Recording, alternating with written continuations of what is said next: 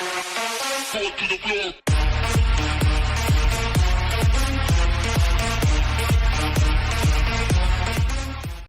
is the brand new VISUO XS809S Battle Shark. Now it's a foldable quadcopter. I know, of course, you recognise it because this is an up-to-date version of the older one, which is the XS809SHW. This one comes also with a 2 megapixel well, it's not a HD, it's a wide angle camera, and you can also pick it up with a 0.3 megapixel camera as well. And at the checkout you can pick up 1 to 3 batteries, it's up to yourself. And the battery is bigger and better than before, that's why I've said it's an upgraded version.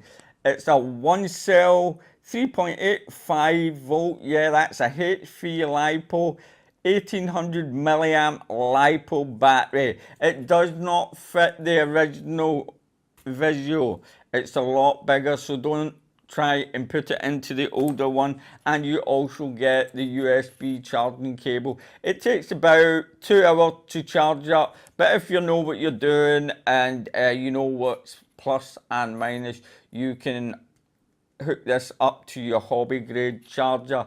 Flight time is around, they say 20 minutes, but from what I've been reading, people have been getting about 15 minutes. But don't forget to break the battery in and the motors. It makes a big difference in flight time.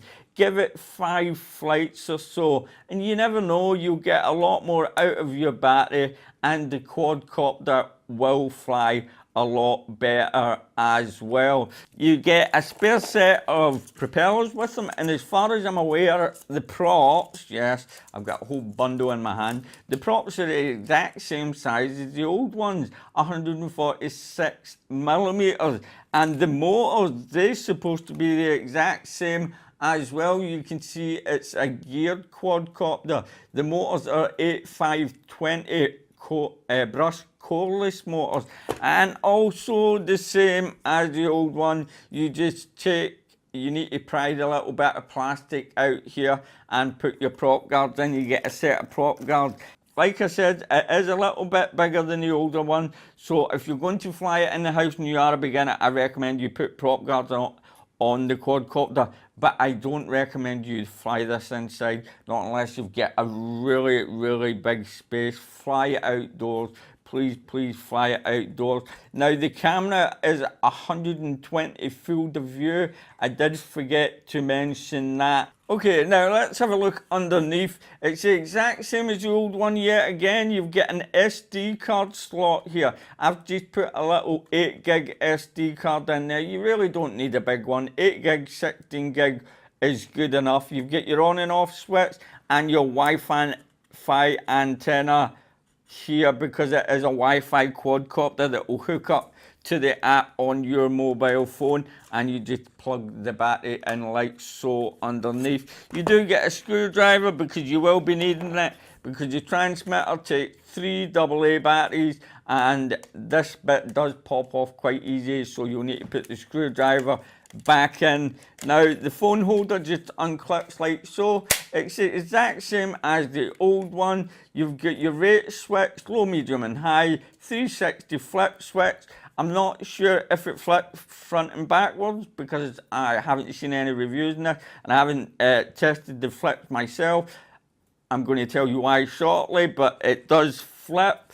And you can also calibrate the gyro, and the way to calibrate the gyro is to push both of the sticks to the outer corner, and you'll see the lights flashing on the quadcopter, and that'll be done. Now if you want to start the motors up manually, you push both of the sticks to the inside, the motors will start up, and you push up on the stick and off you go. Or you can automatically take off with this one button here and automatically land. You have your emergency stop button right beneath there, so make sure you don't get mixed up with these two, just in case you're flying and it'll just pop out of the air. You've got your trim buttons here, your on and off button here. These used to be take a picture and record, but they never did work. There was always problems in the older version, so they've taken that away. You've got your return to home button here and your headless hold mode here. Right, let me get that out of the way and bring the manual over to you. The manual tells you everything that you need to know, and my camera really doesn't like white in front of it. And you'll need to download an app, of course, because it is a Wi-Fi quadcopter, and the app you want to download is XSWUFO, and once you've installed that onto your phone, you can get it from the Play Store or the Apple Store. What you want to do is turn your quadcopter on. Yes, you do have LED lights underneath, green to the front, red to the back. Turn your transmitter on, push up and push down, and that's you bound to the quadcopter.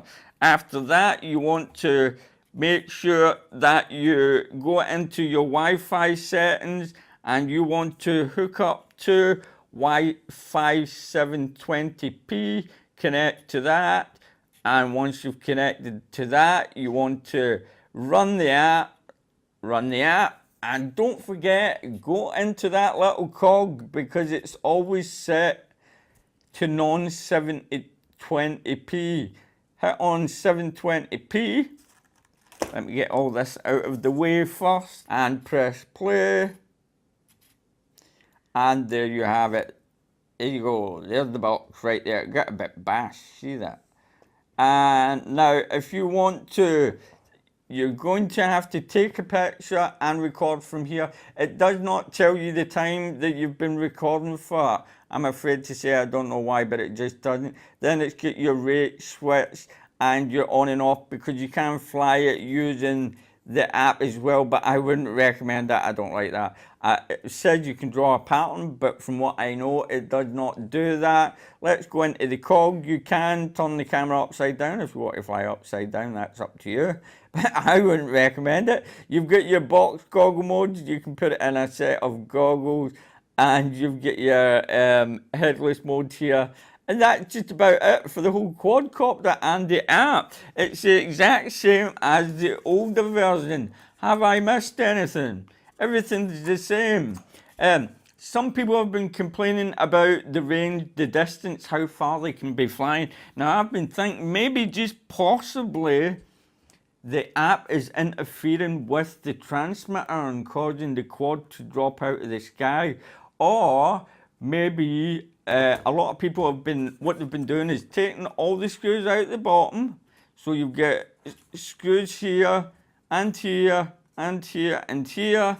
And you need to take the ones out the top, take the lid off, find the antenna. It's a little white one. Make a little hole just about here and pop the antenna up straight. You always want antennas to face upwards. You always get a better signal, okay? But that could be one or two of the problems. You never know. Click those links below. Don't forget to hit the thumbs up button. We're going to be flying this tomorrow. Test flight is tomorrow. Weather's going to be good. We're going to also be testing the Exumi Mi TU tomorrow as well. We're going to fly them back to back and see what it's like out in the nice sunny weather, so look forward to that. If I don't put the videos up tomorrow night, I'll put them up the next night. So thanks for watching, and as always, my friends, happy flying.